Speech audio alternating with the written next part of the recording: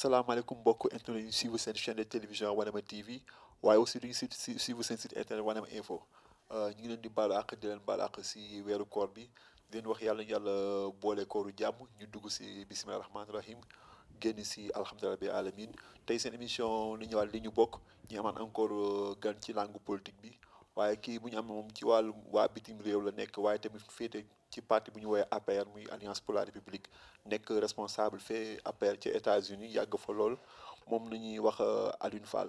asalaamaaleykum monsieur Fall maa ngi lay ziar maa ngi lay baal àq di la baal àq di profité ci occasion bi pour baal àq waa Sénégal ñaanal leen koor gu sedd ak koor jàmm yàlla nangu suñu koor merci de l'invitation.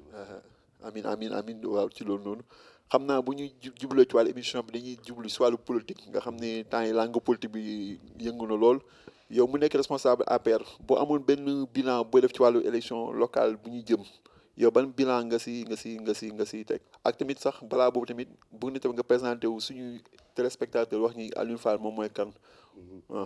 effectivement Alioune Fall laa tudd ñi may wax Mouhamed maanaam États-Unis ñu ci bëri Mouhamed la ñu xam donc Mouhamed la ñuy wax ma tudd Alioune Fall je suis sénégalais résident fii ci Guédiawaye mooy sama origine jóge fi dem États-Unis demoon fa pour jàngi yàlla def ne depuis 17 ans maa ngi fa la jàngee bi ma paree ma fay liggéey politique nag daf ñu dab pour juste enchaîner cette deuxième question parce que même ici à Dakar doon ñu woon nekk ci mouvement politique mais doon na nekk ci mouvement société civile étant plus jeune mais bi ñu tukkee nag peut-être le virus politique bi dugg ñu c'était juste en 2007 je pense la ñu commencé activer ci politique ñu gis président de la République et ñu commencé ànd ak moom ci politique comme ça de fil en aiguille affaire bi du ñu gën a intéressé c'est comme ça et puis à l'université j'avais des professeurs yoo xamante ne dañu bëggoon politique dañ ma doon wax ci Lénine dañ ma doon wax ci politique russe politique sinon dem ba nga xamante ne dañ may invité j'étais avec eux j'étais obligé d'apprendre parce que ñun ñëpp dañoo mus a yaakaar ne les partis chinois wu boo ko tuddee rek c'est comme si le monde va s'exploser malheureusement tu comprends que c'est des idéologies yoo xamante ne di la naan ok ce parti Lénine idéologie la boo xamante ne du am capitalisme du am riche du am pauvre ñu ñëppay vivre dans un même niveau après ci ngay doog a exactement comprendre c'est je pense que c'est ça. waaw kon monsieur Fall dégg nañu sa présentation waaye tamit bu ñëwee tamit si wàllu politique ba léegi mooy sànq kii naa ko léegi anticipé naa ko muy wàllu élection locale. te ku wax élection wax bilan. yow bu amoon benn bilan booy tiire ban bilan la doon parce que opposition bi ñoom nee nañ doon nañ leen dóor yi métti ci local yi doon nañ leen Dakar doon leen Thiès waaw nee nañ waaw. Amine c'est normal c'est la bataille d'opinion. Nous avons de meilleurs résultats parce que sur les 600 et quelques communes nous avons presque les 467 sur tous les départements nous avons environ 36 départements maintenant c'est la bataille de l'opinion opposition bi dañuy jéem a surfer ci benn opinion comme quoi ñoom ñoo am les meilleurs résultats mais ki xam politique ki mën a jàng les performances xam ne même si quelque part Dakar Ziguinchor Kaolack yenn villes yi li ñu fa bëggoon amuñu ko mais n'empêche sur la quasi-totalité le Benno Bokk Yaakaar est largement devant bu fekkoon ay élections législatives la am nañ déjà la majorité mais ñun à l'intérieur bien sûr am nañ ci yeneen jàngat et je pense que c'est le moment parti bi ñoo ngi toog ñoo ngi waxtaan président moo ngi yónnee ay missions ici à Dakar dans les villes comme au niveau de la diaspora donc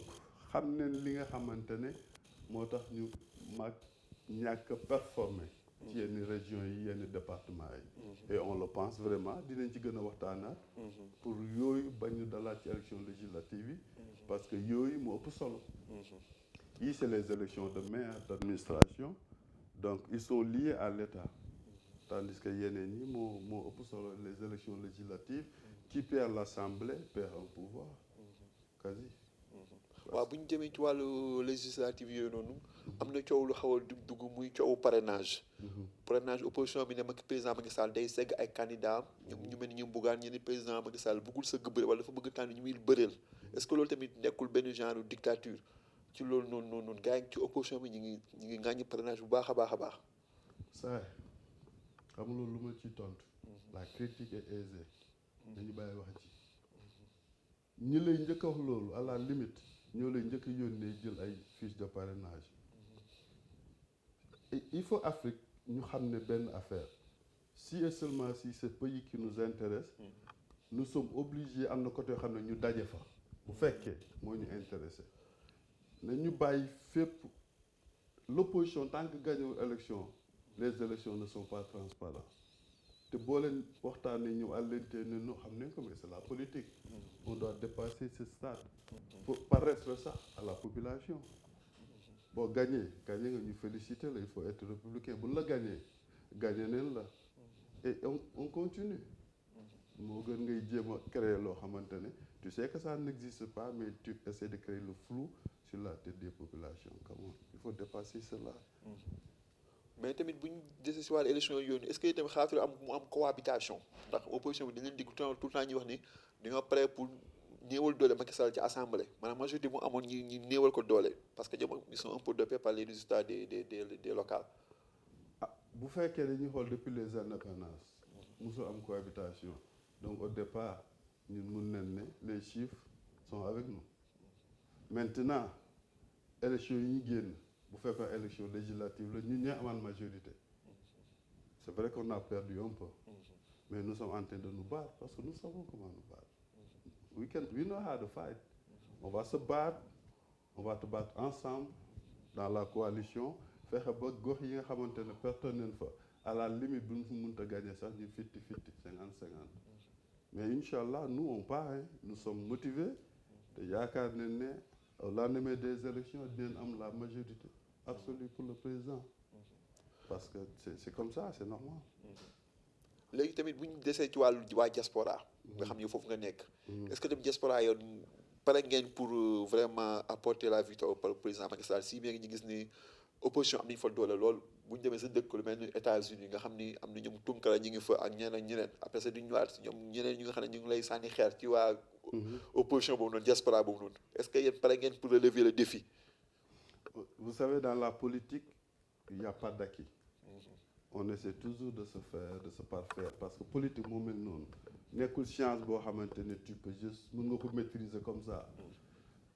Diaspora bi sur les 15 députés les 12 sont de Benno Bokk Yaakaar donc bu fekkoon keneen kiy wax rek loolu rek à la limite firndeel na ne majoritairement ñoo gagné diaspora mais on ne se limite pas à ça cette année dañu bëgg am les 15 députés ça sera pas facile bien sûr. 100%. ah loolu leen bëgg 100%. waaw nga yaakaar loolu opposition bi dinañ si naan loolu noonu. non mais du yomb. waaw parce que opposition bi ñu ngi ci benn dynamique il faut le reconnaître. parce que politique étant la perception li nit ñi yaakaar li nit ñi foog. te peut-être réussir nañ benn moment ba installer benn perception bu négative. sur la tête des Sénégalais par rapport ak suñu bilan. Maintenant, nous, on essaie de se battre aussi. On voit que ça évolue. Peut-être dynamique ou Coupe d'Afrique, la qualification Coupe du Monde, permettre aux Sénégalais de la terre, de se match à l'Estade et puis faire le tri. Mais si je n'avais pas cette terre, cette qualification, je suis solo, le journal l'équipe au Sénégal, semaine bobu, nous devons faire ces interviews. Si on n'avait pas encore ce stade, donc nous sommes obligés de nous dire à la limite, c'est à la limite day ñaaw. léegi yéen bi foofu biir États-Unis foofu seen taxawaay naka lañ ko mën a jàngat taxawaay APR. naka ngeen koy jàngatee foofu noonu. est-ce que pare ngeen pour defanteeg opposition bu baax a baax wala. xam nga sànq nee naa la we know how to fight mun nañ xeex xam na nu ñuy xeexee. nekkoon nañ ci opposition bi. mais n'empêche ba tey dañuy xeex s'il le faut. c'est-à-dire li ma waxoon bi président ñëwee rek. que ça soit activiste que ça soit politicien que ça soit koo mënti doon il est anormal que président jóge Sénégal ñëw représenter cette nation sénégalaise Nations Unies fi nga xamante ne tous les présidents et gouvernements ñoo fay tase nga ne moment boobu ngay choisir pour ñëw uyee ko duñ ko nangul kenn duñ ko nangul on nekkul loo xamante ne sax on a négocié parce que manque de respect la. Nous étions dans l'opposition. Abdoulaye Wade bu fa daan ñëw jamais on a pensé ñu dem foofu di ko huer parce que buñ ko uyee suñu bopp la ñu uyee donc loolu on n'acceptera pas l'opposition est là-bas bien sûr mais l'opposition li ñuy def ñëpp a ko mën a je vais pas citer leur nom li ñuy def ñëpp a ko mën et je les comprends. Bah, c'est une bataille politique ah. ah mais tu sais xam nga bu yàlla defee nga nekk ci réew 17 ans 20 ans musoo keer Sénégal xëy na affaire yi mu ngi doon dox sa xel musul nekk Sénégal tu étais même partagé entre un papa gambien peut-être une mère de Vélingara mais tu es sénégalais mais xëy na musoo am penchant ci Sénégal affaire yaa ngi doon dox nga dem ba affaire yi tëju peut-être am nga problème ak justice peut-être fii chenel la peut-être mënatoo liggéey à la limite yenn liggéey yi peut-être mënatoo gagner marché maintenant tu peux travailler dans le marché noir comme magasin nga ñëw di ko jaayal mu lay fay cash peut-être loolu mënu la permettre nga am niveau de standing vie bi nga bëggoon maintenant tu es obligé de verser dans quelque chose bu fekkee sa dignité ak sa ngor nekk fa woon mooy choisir ce phénomène bi am léegi Phénomène. Oh, tout le monde, c'est l'activisme. Ok. Ce qu'on appelle les C'est influenceurs. influenceur quoi. Influenceur baaxul. baax na baaxul. am na ñoo xamante ne je te donne un exemple Elon Musk. C'est l'homme le plus riche au monde. nee na dafa bëgg a bàyyi li mu doon ki moom Tesla pour doon influenceur. kon xam nga influenceur bonul. mais lui il peut se le permettre. parce que am na au moins $1 trillion. C'est-à-dire c'est le budget du Sénégal à 100 par exemple. Donc moom il peut se permettre doon influenceur te bu doonee influenceur li muy wax à la limite conviction la ndax nit mënu ko jënd. Si tu as pris le 50 fois le budget du Sénégal. kon kooku bu doonee mais à la limite ki nga xamante ne dans la vie amatul option. Dans la vie ses choix sont rétrécis. Dans la vie tout devient limite ci moom. Des chronos yi la ñuy gis ne ok on va supporter ces missions on va supporter tout ce qui est anarchie on va supporter tout ce qui est insulte pour au moins accéder à quelque chose ñun du lañ ci topp pour 2 raisons benn yarewuñu noonu mais ba léegi du xam ne ni ñuy xeexee parce que ñu lay bàyyi fàlle nous sommes de la banlieue ñaar et nous avons l'intelligence de contre-argumenter mais duñu fekk ci domaine boobu instant bii ñuy wax ñoo ngi créer ay news suba ñu dugal benn audio ne président moo ko ginnaaw suba parce que ci loolu leen bëgg a surfer ci ñàkk jàmm boobu gis nga boo amee dëgg sa poos bu jàmm amee da ngay gën a dal ki deful woon dëgg nag du nekk parce que xam na li koy yor ñoom c'est comme ça il fonctionne bëgguñu jàmm dans ce pays parce que xam nañ ne bu jàmm amee dans ce pays tout va être transparent te loolu la ñuy bañ à la limite et c'est malheureux. bu ñu desee surtout ci wàllu élection législative yi am na tamit lu nga xam ne aussi opposition bi ñu ngi koy ñaxtu muy wàllu premier ministre nañ Macky Sall war a fal premier ministre respecter constitution bi est-ce que Macky Sall newul di violer constitution bi moom en tant que président de la République. Je pense que opposition bi dañoo bari wax. parce que politique. let's be honest. dëkk boo tous les pays développés les politiciens dañu am liggéey. Sénégal rek laa gis ne boo xasee ba nekk opposant wala syndicaliste doo liggéey c'est-à-dire wax ngay def comme liggéey en quelque sorte te comme sa woykat bi wax na kii war doon làmmiñ ba noppee rafle mais da nga war a xëy am sa liggéey ba wàcc ak say heures yoo xam ne nga def la politique mais à longueur de journée boo deful dara tu es obligé bu la joxee micro nga urloo ci wax loolu c'est un non-sens. Nous avons un régime présidentiel. Le président de la République, il est le chef de l'exécutif. Il définit la politique de la nation. Ndéem un premier ministre lu baax la. Il peut toujours être un fusible. Problème bu amee comme ay sàmm jikko yi mën nga ko fa envoyer. Parce que statut permettre na ko mu représenter la. su demee waxtaan ak ñoom parce que mënoo recevoir tout le monde. mënoo nekk président c'est vrai mën nga ko ne mais c'est difficile d'être le président et de coordonner tous les ministres. Parce que si vous n'avez pas un premier ministre. Même ministre bi nga xamante ne moo gën a suufee ci hiérarchie ministre boobu du déggal sax ki ko gën a ëpp rang un ministre d'État parce qu'ils sont tous des ministres donc il faut un premier ministre un peu en dessous pour mun a coordonner pour mun a woo tel ministre ne ko foo toll ci dossier bii donc lu baax la mais c'est le temps du président il est du ressort exclusif du président de la République et si j'étais le président damay bàyyi incha allah appeler législative moo gën quoi si yow. Yeah, parce que l'opposition nous pousse à quelque chose boo xamante ne ñun. pour yéen piège la leen opposition di tendre bien daal. sûr bien sûr bien sûr bien sûr. mais aussi on entend beaucoup de rumeurs sur le futur premier ministre xam nga dégg tey ñaala Mimi Touré bu subaa nga dégg Amadou Ba bu subaa nga dégg beneen tur yow pour yow selon vous quel est le profil idéal du premier ministre. gis nga boo demee ba boulevard de la République nga taxaw fa nag yàgg man Diop da ngay jékki-jékki rek gis un Amadou Ba dugg su génnee gars yi bind demain parce que ils ont vu Amadou Ba dugg pale c'est comme ça il fonctionne. je te donne le secret. c'est comme ça c'est comme ça. ouais. un Aminata Niane dugg la ñu ne waaw ñu ne moom sax turam génnoon na aussi AN. moo tax ma lay fekk si sa question il fonctionne ainsi. mais du kenn ku xam kii président xalaat lu dul moom.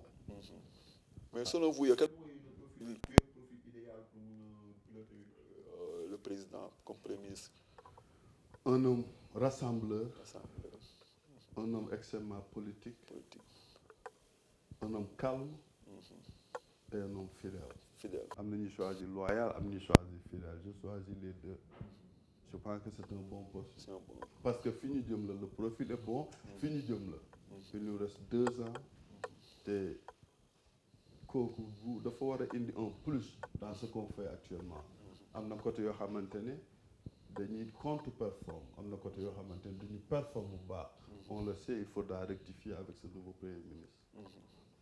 mais yow ba léegi boo ko joxe tur quoi bu ko joxe tur. ko yaakaar moom xam nga quand je me dis républicain je me dois de respecter. les décisions amin les nominations du président. c'est ses choix. on ne peut pas discuter des choix du président. c'est difficile. c'est difficile you know à la limite dafa mel ni ki nga gën a wóoru yàlla def la nekku ndax bi nga bokkal. ça arrive. léegi est-ce qu'on peut discuter de ce choix.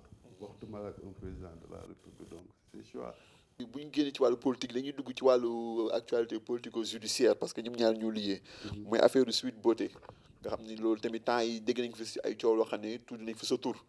am na benn activiste bon bu tudd ñëpp xam nañ ko mi ngi si site internet bu tudd Mame Thierno Ndiaye bu la accusé mu accusé ne yow yaa hébergé Sidi Ahmed Mbaye sa kër ca Bronx.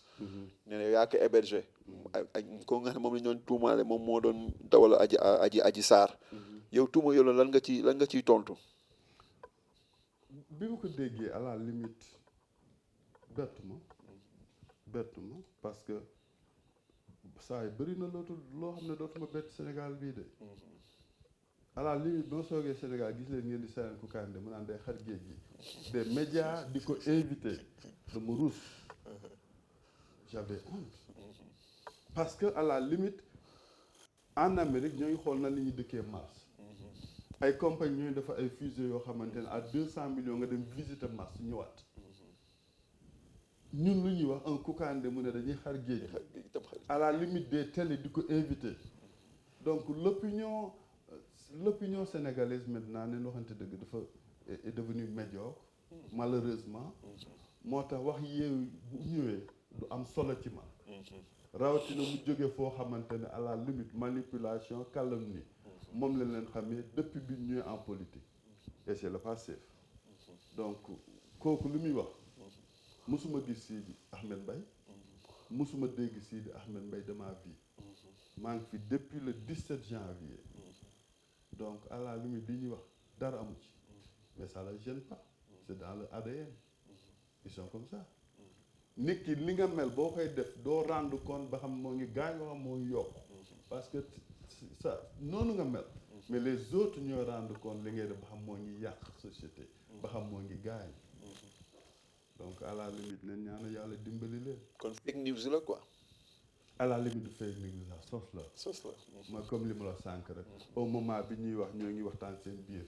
lan la ñuy créer loo xamante ne buñ ko dugalee ci bopp Sénégal yi dina créer rage. mais quand Ousmane Sonko dit au président de la République buñ ci génnoon maam Macky. buñ ci desoon la wax waaw. mais loolu ñàkk yar la. c'est parce qu'il est insolent. parce que il sait que li muy wax waxu dof la bu ñu ci génnoon qu'est-ce qu'il veut dire bu ñu ci génnoon bu ci l'armée génnoon bu ci la gendarmerie génnoon qu'est-ce qu'il veut dire il veut dire physiquement ou il veut dire en tant que parti Pastef qu'est-ce qu'il veut dire mais on le sait c'est parce qu'il veut galvaniser sa troupe parce que jàpp na foo xamante ne xale yi boo leen waxul discours boobu un discours va-t-en-guerre doo leen am. Et pour un responsable, quelqu'un qui aspire à la magistrature suprême, c'est désolant. C'est désolant. On peut se battre en politique, on peut avoir des idéologies, mais on respecte les gens, on respecte cette population. Parce que tôt ou tard, tu peux les avoir maintenant, mais un jour, ils vont se rendre compte. waaw Sonko moom dans le cadre de l'affaire moom il dit tout le temps que ne c'est un complot ne c'est un complot ourdi par Macky Sall cité Antoine Diome cité encore j'en passe encore am na ñu bëri ñu ngi cité ci ne ñoo ko complot contre Adji Sarr. Listen, ki nga may wax bi mu mujjee accusé comme accusé le général Fall bi mu mujjee accusé Il aussi fait partie du complot. maintenant le 11 mars bi mu génnee lu mu wax du ma wuy ji du ma signé ji le 20 mars bi mu génnee lu mu wax dinaa wuy ji dinaa signé ji toog leen seen kër. Tu veux qu'on parle de ce gars? Vous êtes sérieux? Au moment où les gens se projettent vers le futur comme le président de la République di teg loo xamante ne man j'ai vu à New York 17 ans train bi ma ko jëlee moo gën fuuf train New York. terre bii nii. terre bi moo gën bu New York. moo gën bu New York. mun nga demander koo xam ne xam nga ko. il est de New York. il va te le dire. sunu terre bi nii moo gën bu New York. mais nag gars yi non dañuy bàyyi ma expliquer la rek quoi. Qui l'aurait pensé? Qui l'aurait pensé? Parce que politique aussi tamit ambition la.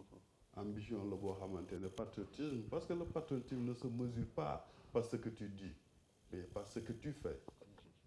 moo tax ma ne la waxee kooku man li soxna si wax laa jàpp am naa ci droit. Adji Sarr. yes. kon gëm nga ni moom dañ ko tooñ. parce que soxna si dafa ne lii la ma diw def. soxna si génnaan ne diw de lim ma def. bu fekkee sañ naa waat génn ne maa ngi moom mosu ñoo seet.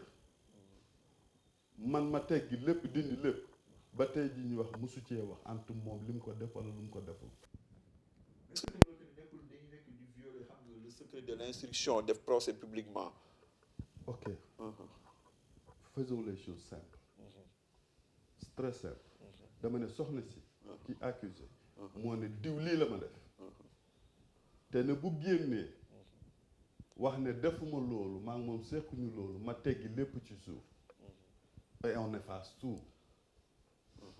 ba tey jii may wax ak yow. waaye ji dina attaqué ku ne. mais du wax loolu soxna si ba xam dëgg loolu du dëgg laa wax. li ma lay wax yaa ngi ci réew mi maa ngi ci réew mi. et c'est très simple. il suffit juste de le demander saa soxna si nee na. sekk ngeen lii. loolu dëgg loolu du dëgg. mosu cee wax. donc loolu moo tax ma ne man soxna si laa gëm am naa ci droit. parce que le Sénégal suñu jugement social am na doole boo xamante ne képp ku ñu accuser lu toll noonu même bu la kenn xamul di nga fexe mu set. malheureusement le tribunal des consciences est affectant. mais aussi xam nga dans le cadre de l'affaire aussi moom day il fustige waa ji Sonko nee na day fustige indépendance justice ne justice bi amul indépendance dem na bay récuser le magistrat là qui a un dossier le juge Diallo Maham Diallo donc le nouveau doyen des juges il a même fustigé dénoncé ko est-ce que tamit opposition bi li ñuy wax noonu est-ce que loolu tamit nekkul lu parfois lu ñu mën a teg bët le fait que indépendance de la justice est-ce que justice bi am na indépendance am ñoom ñu koy ñaxtu. ci kooku moom pare naa ci parce que ñàkk yar lay jaay ñàkk teggin te lu mu koy jaay ci président la man à la limite donc parce que dina wax te dëgg ñu ñëpp ay sénégalais leen yu maay mën nga juddoo Casamance comme nga juddoo fii Sénégal boo déggee ñuy wax mel ni des fois ñoom ñoo am détenteur violence ñoom ñoo am monopole xam-xam ñoom ñoo am monopole patriotisme da ngay ree rek ñëpp fi la ñuy juddoo suñu maam fi la ñuy juddoo suñu fii ak la ñu xam fii mooy suñu dëkk nous sommes tous à égale dignité mais des fois quand les gens parlent c'est comme si ñun ñëpp ay wàllu yàlla leen donc opposition bi ci boppam ki ma la wax nii te yàggul ñu ñëpp nañ ci xam dara ñoom ñoo la gën a xam ki mu doon ñoom ñoo la gën a xam ne lii ñuy waxtaanee nii yëpp saa yi moo ko liggéey parce que c'est comme ça ñun ku ci nekk yaay construire sa bopp un profit dans la vie moo xam booy jàng nga fexe am cursus bu baax moo xam dans la vraie vie ñi la xam say soppe say famille am warma ci yow am respect ci yow ñu ñëpp ñoo koy cultiver kenn mënulu koo cultiver li naan judd bu rëy ndey ak bàyyi ay fulla ak fayda borom et malheureusement le gars ñëpp xam ne moralement il n'est même pas qualifié ñoom ñoo la ko gën a xam mais bëgguñu ko fragiliser parce que dans leur tête ils sont trop politiques yaakaar na ne il est bien placé pour ñoom ñu am le pouvoir et le Sénégal dans tout ça. waaw xam naa bu ñu jugee ci wàllu justice dañuy jëm ci wàllu économie. parce que nekk nañ ci benn weer bu nga xam muy weeru koor nga xam ne denrées nécessités yu bëri day yokk. tout le temps aussi am lu ñuy ñaxtu surtout waa opposition dañuy ñaxtu ne la cherté de la vie dund gi dafa cher. loolu tamit yow en tant que responsable yow noonu naka nga koy dundee daal. xam nga lan laa gëm. fi ñu toll nii. président ba ñëwee ba léegi lu bëri ay rattrapage la doon def et je peux le comprendre. bu ñu fi cité investissement yu mag yëpp transport terre pont Cambérène bi pont Marsassoum bi muy doog inauguré Foundiougne hôpital yi c'est extrêmement cher avec un budget de 4 000 milliards nga fekk fi un budget de presque 2 500 milliards donc c'est difficile maintenant l'objectif mooy ñu fexe ba socialement dund gi ñu wàññi ko considérablement l'objectif mooy ñu fexe ba cette employabilité boo xamante ni dafa métti ci xale yi te ñoom ñëpp ils sont légitimes dañuy aspirer am dund bu meilleur c'est normal c'est leur pays ñu fexe ba jàppal leen ci considérablement je pense que la santé lu am solo la gis nga dëkk bu ñett yooyu doxee li ci des yëpp les gens peuvent faire avec et je pense que foofu leen jëm opposition bi du ma leen tontu parce qu'ils sont dans leur rôle à la fin de la journée pouvoir bi la ñuy jugé par l'opposition ak tamit bu ñu def si wàllu économie gis nañ yàlla conflit ukrainien ak Russie. loolu tamit est-ce que tamit xalaatoon ni état bi yan jéego wala war teg motuwaay pour comme li ñuy wax rek gouverner c'est prévoir pour contre-coup économique yooyu bañ ñoo frapper ñun nga xam ne ay réew yu néew doole lañu. boo déggee démb discours président wax na ko cette volonté manifeste pour ñu am suñu autosuffisance alimentaire parce que le blé qui vient de là-bas bien sûr l'essence parce que coût essence dafa cher ba pare le transport logistique bi donc lu ci yokkaat ci coût bi rek day devient excessif président wax na ko pour ñu anticiper parce que nous vivons dans le monde est un village planétaire tëjootul tout comme li nga ko wax rek l'État moo war a projeté ci yooyu yëpp balaa ñuy ñëw di doon ay choc yoo xamante ne exogène mais ci biir à l'intérieur du pays endogène daf ñuy sonal et je sais que le président est conscient de tout cela malgré il a un calendrier extrêmement chargé présidence de l'Union africaine l'Union africaine ñu ko ci féliciter di ko ci encourager nous sommes qu'il sera à la hauteur donc c'est ça mais nous aussi sénégalais ñoo mën a jàppale le président de la République parce que réew mi suñu réew la li mu fiy def nii yëpp bii dem du ci yóbbu dara ana Abdoulaye dafa yóbbaale autoroute bi avenir bi non fi la koy bàyyi c'est pour les Sénégalais maintenant il faut ñu am tuuti amin nous devons éduquer nous devons être plus tolérants nous devons cultiver la tolérance parce que c'est li def le génie sénégalais mooy c'est la tolérance Senghor ba muy tàggoo di ñibbi lu mu wax man may chrétien ngeen fal ma c'est le génie loolu mënoo ko xalaat yenn pays Afrique de l'Ouest wala yenn pays dans la sous-région mënta ne you know même Guinée bii ñu gën a jege tu vois des fois doo bëgg a émission mais tu vois la situation c'était benn ethnie moo fay nekk ba mënuñu comprendre beneen ethnie bi ñun nag ñu am chance boobu c'est le génie sénégalais mais pourquoi à un moment de la vie de notre nation ñu bëgg pan boobu yëpp ñu bëgg ko affaisse yaa ngi wax Guinée yaa ngi wax sous-région presque yaa ngi wax aussi volet sécuritaire xam naa fu ñu daanale muy wàllu crise casamançaise nga xam ne lu boo xoolee loolu c'est une plaie boo xam ne yàgg na depuis bientôt 40 ans yow en tant que responsable ban kii nga si ban jàngal nga ci am par rapport à cette crise ba fan yi sax xawoon na exacerbé entre les combats entre les MFDC et les éléments de notre armée nationale. C'est regrettable parce que bakkan dafa fort bakkan amul lu ko ëpp bakkan dafa fort ba tax na benn bakkan bu rotee rek mu doon un concitoyen ça fait mal c'est difficile li ñu ñaan yàlla rek mooy li président wax démb ci discours bi rek Casamance rébellion boo fa mosu faa nangu quartier mosuñu ko faa nangu donc nekkatul rébellion banditisme la coupe yàlla coupe mais de fa bois. ngay nekk installé fa say chanvre indien fa ngay nekk di couper bois bi fa ngay nekk boo gisee koo xamante ne à la limite citoyen bu amul doole di romb yow moto scooter am nga génn nangu ko duggaat mais tu fais plus mais c'est du banditisme. C'est du banditisme. Maintenant, l'État a commencé à dire foofu c'est très important, il faut ñu continuer sur ça. Je pense que loolu rek moo indi la paix, hein. Parce que toujours il y aura des personnes tapées dans l'ombre su mu nee dugg ci biir génnaat ils vont le faire. Donc il faut que État continue li muy def foofu.